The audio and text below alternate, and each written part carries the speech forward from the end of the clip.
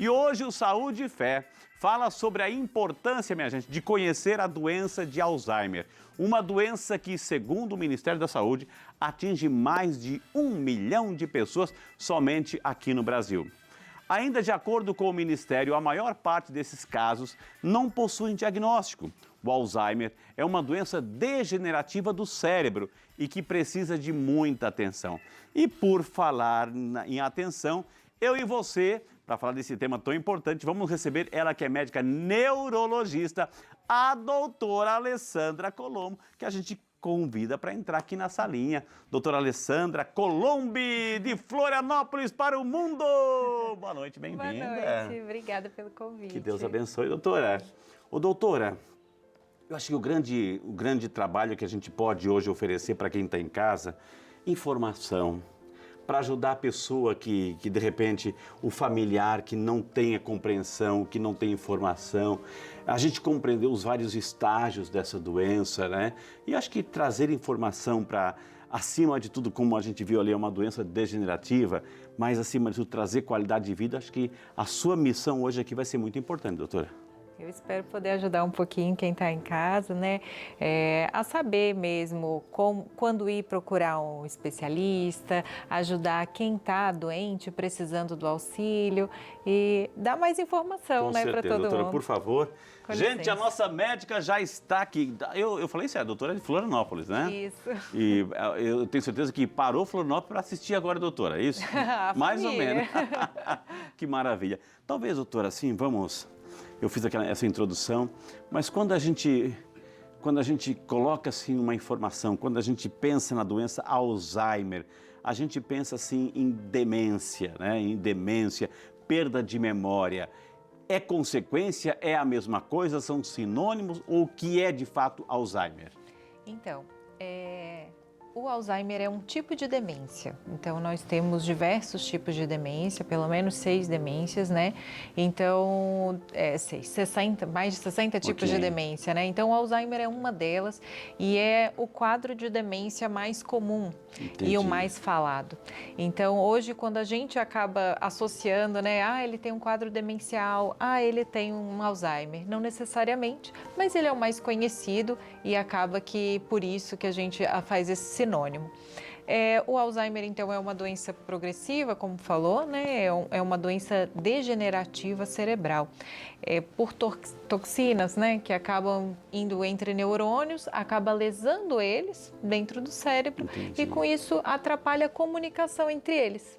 Essa comunicação entre os neurônios sendo lesadas acaba gerando os sintomas do Alzheimer. Então, quando você, né, agora, doutora, vou esbanjar o que eu aprendi aqui, viu? Então, quando você ouvir essa comunicação entre neurônios, anote aí, porque quando você ouvir de um médico na televisão, sinapse, né? Sinapse é essa conexão ali, o cabinho que não conectou bem, é a sinapse. Acertei? Acertou. Agora, doutora, o Alzheimer, a gente vê aqui as câmeras, os nossos cinegrafistas têm umas câmeras, tem um tripé aqui, né? O que é para segurar a câmera? O que o Alzheimer, o tripé do Alzheimer, o que prejudica, né? O que compromete, melhor dizendo assim, doutora? Então, na verdade, o Alzheimer ele vai atrapalhar o quadro de memória, que é o mais comum que a gente fala, a linguagem do paciente e comportamento também, uma desses fatores. Estou falando do tripé, então linguagem, memória, comportamento. E o comportamento. Na verdade, a gente tem outros fatores que também podem estar sendo alterados nesse meio do caminho, dependendo aí então de fases, como falou antes, né, que tem as fases. Então, dependendo do grau, a gente pode ter um comprometimento maior de um ou do outro. Entendi. Às vezes o paciente chega no consultório e ele ainda não tem um agravamento de memória em si. Ele vem por uma alteração de comportamento, vem com uma flutuação de humor, com algumas alterações outras, e quando a gente vai fazer as análises, os exames, a gente começa a ver que ele tem alteração de linguagem, e o familiar não sabia, ele tem algumas alterações de percepção de vida. Na prática, doutora, assim, quando a gente fala assim, a doutora falou da percepção da linguagem, da memória, do aspecto cognitivo em si. Na prática, como é que se manifesta a pessoa? Porque é normal, a gente está no dia a dia, nossa, onde é que eu deixei minha chave, né? Ou seja, perder a memória, esquecimento, isso faz parte do nosso dia a dia. Quando a gente faz as coisas, não presta atenção no que faz, enfim. Isso não tem idade para isso, viu? Mas o Alzheimer parece que tem um quezinho a mais aí, doutora. Sim, então o que a gente tem? A gente tem um paciente que não tem, às vezes, a percepção de que isso está acontecendo. Ele fica com uma alteração que a gente fala de desorientação, de tempo e espaço. Ele muitas vezes se perde em local comum. Ele vai saindo caminhando e ele acaba se perdendo Mas nos isso locais. numa fase lá na frente. Não necessariamente. No início também? Geralmente Já é um mais para sintominha, frente, já é um sintoma. Entendi. Então, às vezes, chega no local e não sabe o que está fazendo.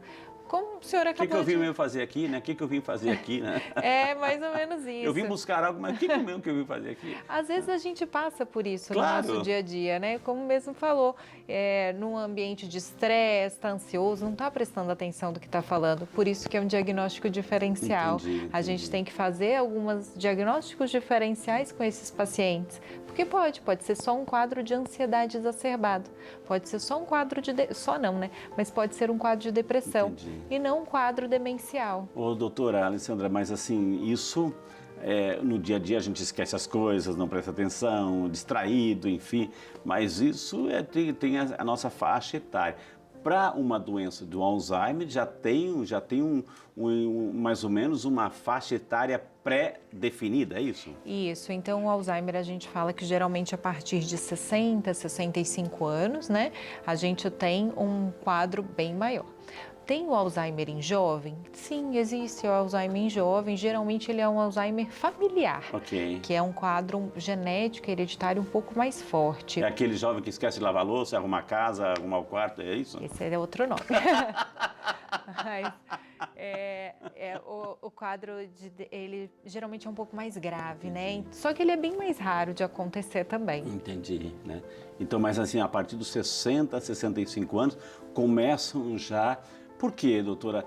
O que leva, eu sei que é muito complexo definir isso, mas o que leva, por exemplo, uma pessoa que tem outras comorbidades, pode desembocar no Alzheimer, doutora? Sim, então a gente diz que, na verdade, o Alzheimer, essa alteração dos neurônios, ele é gerado, então, por essas toxicidades e porque a gente tem um excesso de inflamação. Inflamação?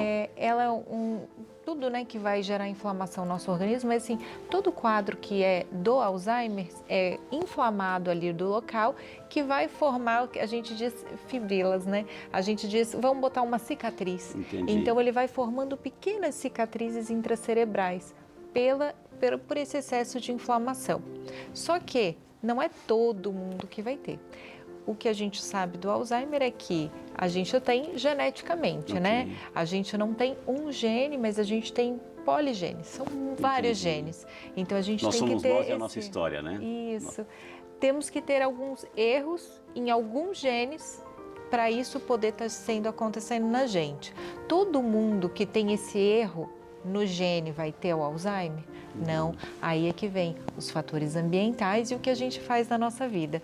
Então, que pode estar gerando o Alzheimer no final da vida. Agora, doutora Alessandra, assim, como mexe com o lado cognitivo, do conhecimento, da percepção, da memória, ou seja, é necessário, é fundamental, é importante você mexer com o cérebro, leituras, jogos, memória, isso, aquilo, para ativar aquelas conexões, aquelas sinapses, ou seja, uma leitura, uma pessoa que se acomoda, que não quer mais saber, que não pega um livro para ler, que não quer mexer, não, isso pensar me dá sono. Ou seja, ela está... Isso acarreta, tem alguma consequência, não? Tem alguma relação? Tem. Então, a gente tem os estudos mostrando que a ativação de memória é um fator de benefício, né? Então, é benéfico para o quadro de Alzheimer.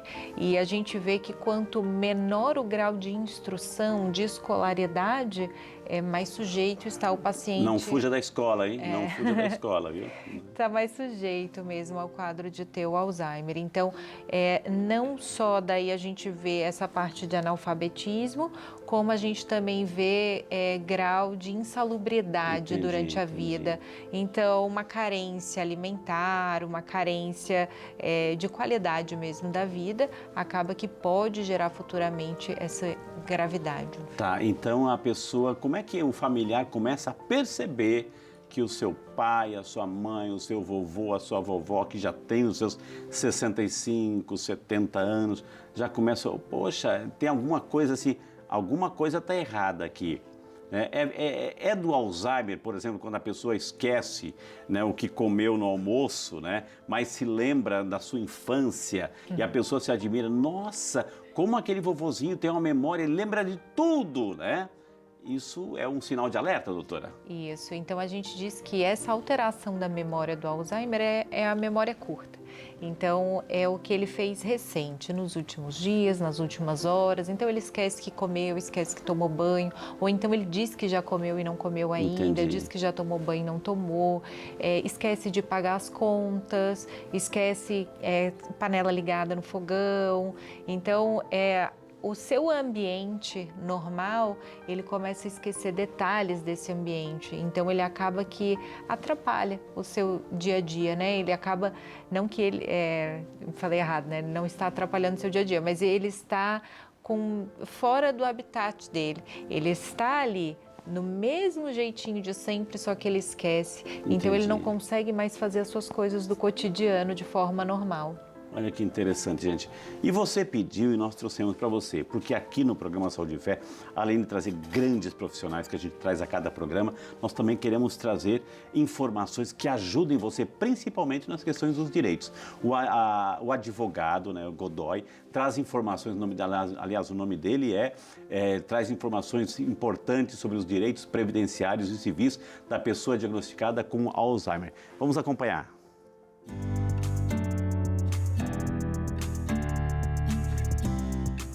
Sou o Marcos Godoy, advogado especialista em direito previdenciário, e vou conversar com vocês um pouco sobre o Alzheimer. Nós sabemos que a pessoa que possui Alzheimer, ela perde a capacidade de manifestar o seu desejo, de manifestar a sua vontade. Em razão disso, é necessário que se tenha um curador para responder por essa pessoa. Na esfera previdenciária, nós temos a possibilidade de percepção do benefício por incapacidade permanente, a aposentadoria por invalidez, tendo em vista que a pessoa não tem a possibilidade de retornar ao mercado de trabalho, pois a doença ela é progressiva. Para se ter o direito tanto a um curador quanto à aposentadoria, é necessário, na esfera civil, propor uma ação de interdição, juntando laudos médicos que comprovem a incapacidade da pessoa, e ao final o juiz vai dar uma sentença, nomeando um curador, que será a pessoa responsável por manifestar todos os atos da vida civil por aquela pessoa. Na esfera previdenciária, é possível fazer diretamente pelo meu INSS, mas é importante juntar laudos médicos fortes para comprovar a doença e também a incapacidade. Sempre importante ter ali do seu lado um profissional da área previdenciária para te auxiliar. Os laudos médicos têm que trazer ali o CID da doença do Alzheimer e também a previsão de incapacidade, dizendo que ela não tem condições para o trabalho. Lembrando que tem que ter ali a condição de carência, que são os outros requisitos para o benefício. E também ainda há a possibilidade de receber 25% sobre a aposentadoria, caso a pessoa precise de um acompanhamento contínuo. Basicamente é isso. Lembre-se sempre de ter um profissional da área que você confie para poder te auxiliar nessas questões. As dicas do advogado, importante, gente. Nós queremos trazer, na medida do possível, esses direitos que todos nós temos, que as pessoas têm, principalmente que já lidam com a doença. Já é um peso, o fardo da doença em si. E aí a gente sabe que é só deveres e os direitos. Então a gente quer, na medida do possível, trazer para você, viu? Estamos conversando hoje sobre o Alzheimer, aqui conosco a doutora Alessandra, não vou mais chamar de Alessandra Colombo, eu vou chamar a filha do seu Eduardo e da dona Gisele, é isso? Que estão lá em Florianópolis assistindo? Isso. Quer mandar um beijo para eles? Um beijo, pai, um beijo, mãe. Que maravilha. Parabéns pela filhota aqui, né? Respondendo com sabedoria, viu? Doutor, eu terminei o bloco passado fazendo aquela pergunta, ou seja, as pessoas com Alzheimer, um sintoma para ajudar a família a identificar, a pessoa, poxa, se recorda de detalhes da infância, da sua infância, mas no dia a dia, né, perdem essa memória recente, a memória atual. Esse é o primeiro sintoma, doutora. E outra coisa, nesse sentido, por exemplo, como é o cérebro que está sendo bombardeado, as conexões, as sinapses ali não estão funcionando bem, já começa um processo degenerativo. Dói a cabeça, a pessoa fica tonta, ela desmaia por causa da cabeça que está sendo ali bombardeada, doutora? Então, eu vou começar pela segunda. Não, geralmente não tem sintomas. O paciente não queixa de dor de cabeça ou de sintoma de tontura, ele pode ter por outros motivos, né, por outras coisas associadas, mas geralmente não há sintomas locais. Ele não sente que está havendo essa lesão intracerebral. E respondendo sobre a pergunta da memória ali, não necessariamente é o primeiro sintoma. Na verdade, geralmente esse sintoma vem até um pouco depois. Entendi. O paciente geralmente fica com um quadro mais de apatia, mais retraído, pode ter alteração de humor um pouco mais frequente, pode ficar um pouco mais irritado do que o normal.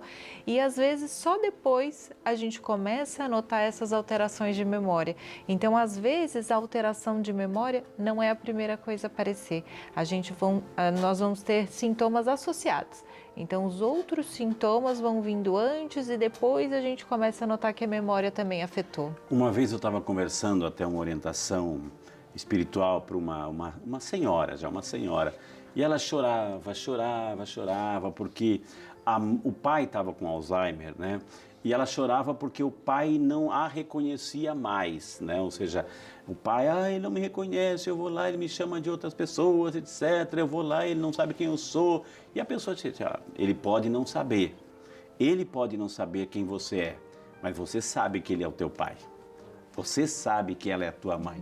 Então, isso já é um estágio da própria degeneração, doutora. Isso pode acontecer e acontece. Isso, com uma grande frequência em pacientes com Alzheimer mais avançado. Então, é claro que eles demoram para acontecer isso, mas eles vão esquecendo. Então, principalmente, eles às vezes lembram quando você mostra uma foto e é a pessoa mais jovem. Então, às vezes, eles recordam. Não necessariamente isso vai acontecer, mas às vezes recorda. Mas, às vezes, a filha já mais velha, ele já não lembra mais daquela aparência dela. Então, ele não consegue ter essa lembrança. Ele pode trocar de nome, confundir com pessoas, enfim. A pessoa pode achar que não está na sua casa, quando, na verdade, está. Sim. E pedir para um filho, me leva para casa, etc. Isso faz parte desta, digamos, eu posso chamar essa expressão, desta confusão, doutora? Isso. A gente diz que é a desorientação, né? Ele fica desorientado em espaço, em tempo, e é o que a gente diz que eles têm grande chance de fazer delírio. Entendi. Então, eles acabam tendo alucinações, pode ter delírio, por conta desse quadro confusional. É importante que o filho, que a filha, que o cuidador, ele percebendo tudo isso, ele fique atento, porque a pessoa pode sair de casa, dizer que vai dar uma voltinha, tomar um sol e se perder, doutora? Isso é uma coisa comum, porque eles perdem, né, essa noção de espaço, então desorientam muito fácil. Então, o andar sozinho, fazer as coisas sozinho, a gente já tem que tomar um cuidado mais redobrado, porque isso acontece com grande frequência deles se perderem. O que a gente indica é deixar a identificação, às vezes ou fazer a pulseirinha ou fazer colarzinho com alguma identificação de deixar telefone, o endereço no bolso, alguma coisa assim, isso, né? Para o paciente poder se localizar e mesmo se caso ele se perca, conseguir estar alguém levando ele de volta, né, para onde ele mora. E é importante tudo isso. Gente, nós estamos ao vivo, só lembrar você que nós estamos ao vivo e eu quero saber cadê o telefone? 0300 210 1210. Aí acorda o telefone aí, pelo amor de Deus, né? E também o nosso WhatsApp para você fazer pergunta, participe, interaja aqui conosco, nós queremos ajudar você. De repente eu estou conversando aqui, mas eu ainda não fiz aquela pergunta que você gostaria. Então me ajude também, me dar pauta aí para eu encaminhar aqui para a doutora Alessandra, já que nós temos uma grande profissional, se tem alguém que entende da nossa cabeça, está aqui hoje. Então, aproveita isso para fazer desse papo um papo cabeça. Mas, acima de tudo, de muita informação, de muita orientação, viu? Mas essa questão da caridade é fundamental, né? Ou seja, o filho tem que ter esse carinho, esse cuidado, ou seja, a pessoa talvez não reconheça mais os nomes, as pessoas, as lembranças atuais, enfim, mas a pessoa, o que ela reconhece, isso não tem idade, gente, o que ela reconhece é aquele abraço, é aquele beijo, aquela manifestação de carinho, aquele cafuné na cabeça.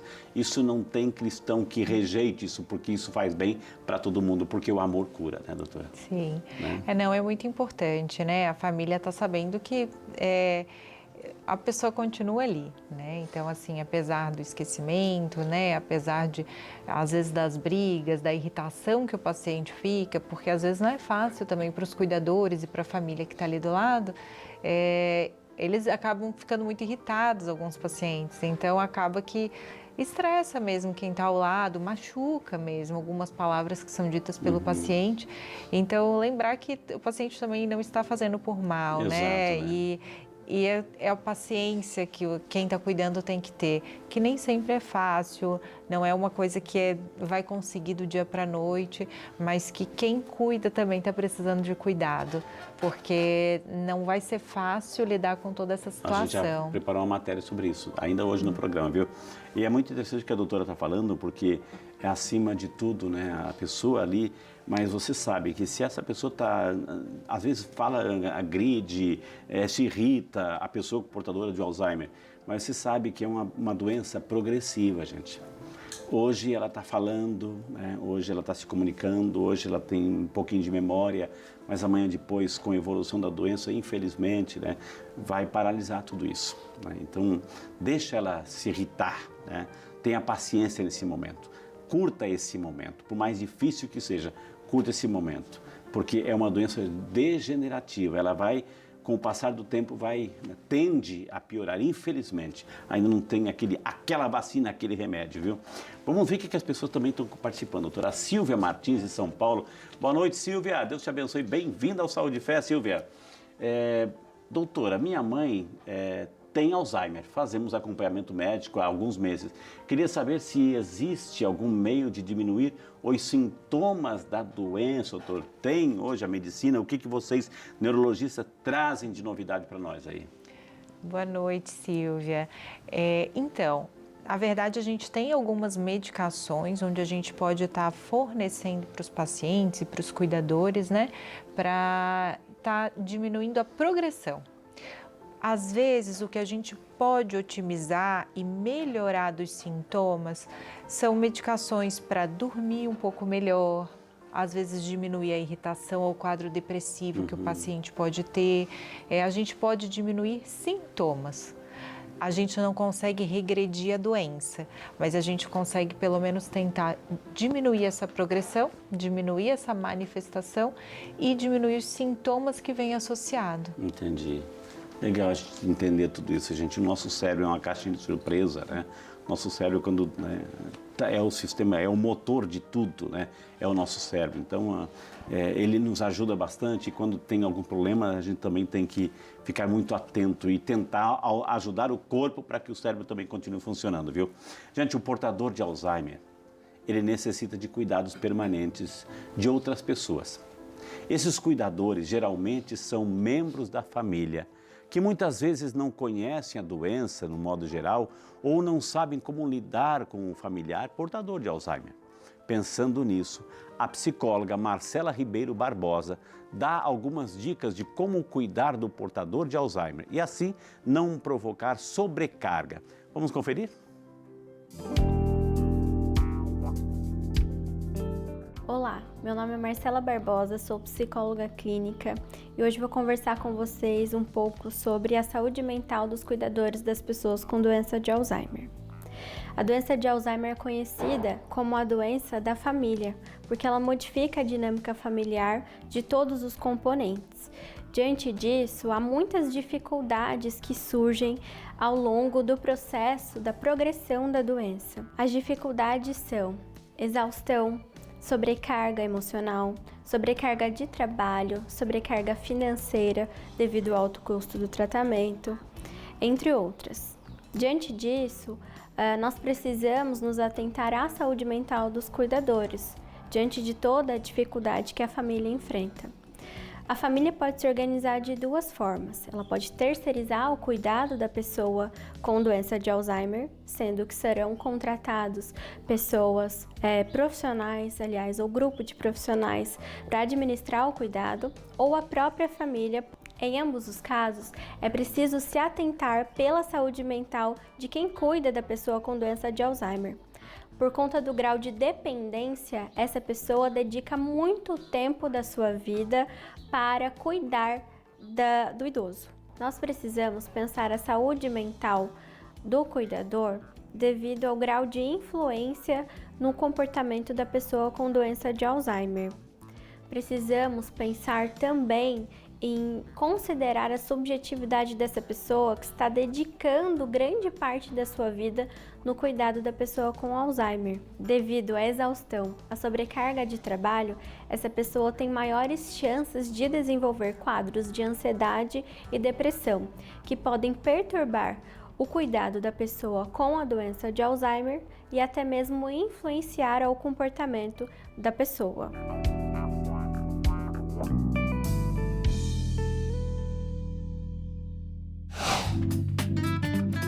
Diante disso, nós podemos pensar em algumas estratégias para que possamos ajudar os cuidadores das pessoas com doença de Alzheimer. Sendo que a primeira delas, o primeiro passo de tudo, é que o cuidador conheça a doença de Alzheimer. Assim, ele saberá as fases de progressão da doença, saberá como articular junto à equipe médica saídas e estratégias para os sintomas e sinais do agravamento da doença, bem como é de suma importância que o cuidador esteja sempre estreitado com a equipe médica. A equipe médica trará detalhes sobre o caso individual da pessoa que o cuidador cuida. A segunda estratégia é garantir autonomia para a pessoa com doença de Alzheimer dentro dos limites da doença. Isso auxiliará no relacionamento do cuidador com o idoso.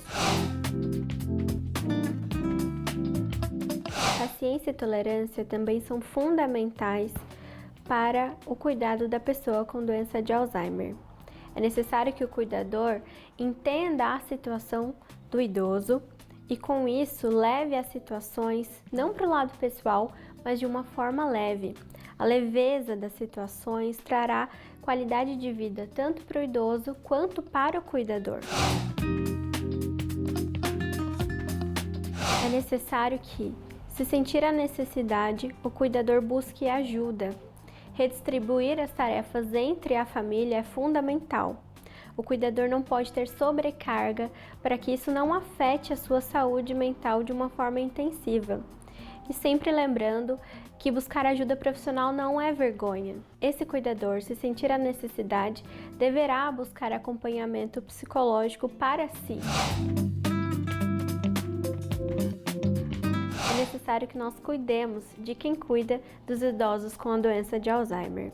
E essas foram algumas dicas sobre a saúde mental dos cuidadores das pessoas com doença de Alzheimer. Até breve!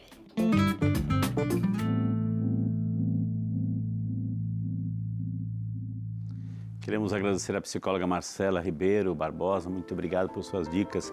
E é justamente isso, né, doutora? A senhora acenou, a Marcela comprovou que essa questão do cuidado, da atenção, da paciência, tudo isso faz parte, já que a doença ela está lá e ela infelizmente não se tem um remédio que se aplica e para o processo, mas pelo menos assim, trabalhar o cuidador, trabalhar a família é fundamental, né? Com certeza, preparar eles, né, para tudo que vai vir. Então a Marcela falou uma coisa que é muito verdadeira, que a gente tem que fazer em consultório, que é explicar o que é a doença, explicar a evolução da doença, porque quem está ali muitas vezes fica meio frustrado que está dando um remédio, ou que está fazendo o que a gente diz que o tratamento do Alzheimer é multidisciplinar, né? Uhum. Então vai para uma terapia ocupacional, vai para a fonoaudióloga, faz trabalhos mentais, faz atividade física, e a doença continua a progredir. Então a família às vezes se frustra, mas o benefício disso é uma melhor qualidade enquanto o paciente está vivo, né? Então, enquanto ele tem ali a vida, a gente vai dar uma melhor qualidade para ele e vai diminuir essa progressão, para que isso não aconteça tão rápido, de uma forma tão brusca, né? Então, tudo que a gente vai fazer por ele é para estar desacelerando e não parando por completo. Então a família tem que entender isso, né? E tem que ter o apoio, porque não vai ser fácil para ela passar por tudo isso. Então a Marcela falou direitinho, assim, no sentido de procura ajuda também, porque não é porque você está cuidando que você não tem que ser cuidado. Então, às vezes, você vai precisar desse auxílio, desse suporte. Ô, doutora Alessandra Colombi, né, lá de Florianópolis. Opa, temos ligação.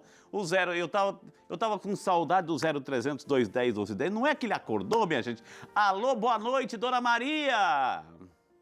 Boa noite. Que Deus abençoe a senhora, dona Maria. Fala da onde, querida? Eu falo de Horizonte, Ceará. Do Ceará, que maravilha, seja muito bem-vinda. Longe na geografia, mas tão pertinho no coração, dona Maria. E a senhora está acompanhando Saúde e Fé, se interessou pelo programa, pelo tema em especial. E qual é a sua pergunta para a doutora Alessandra? A minha pergunta para a doutora Alessandra é porque eu estou ficando esquecida. Eu vou fazer uma coisa, não lembro. Se eu almoço, eu não lembro que eu almocei. Eu saio, eu não tenho ninguém para sair comigo, eu saio sozinha.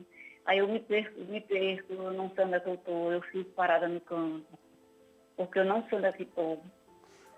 Ô, dona Maria, que idade que a senhora tem? Me desculpe. Eu tenho 70 anos. 70 anos, né?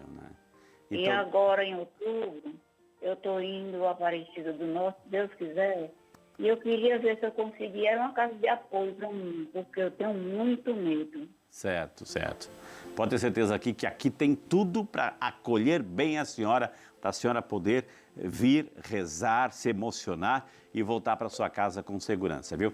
Mas isso a gente deixa para a logística aqui do santuário. Mas o importante é a sua saúde nesse exato momento. A senhora fez a pergunta e a doutora Alessandra vai responder com muito carinho. Olha, querida, um beijo para a senhora, viu? Que Deus abençoe. Continue participando sempre que puder e quiser, viu? A dona Maria anda esquecida, doutora Alessandra. Boa noite, dona Maria. Então, os quadros de esquecimento a gente tem que investigar, né? Então, assim como que a gente conversou antes, a gente tem que fazer os diagnósticos diferenciais.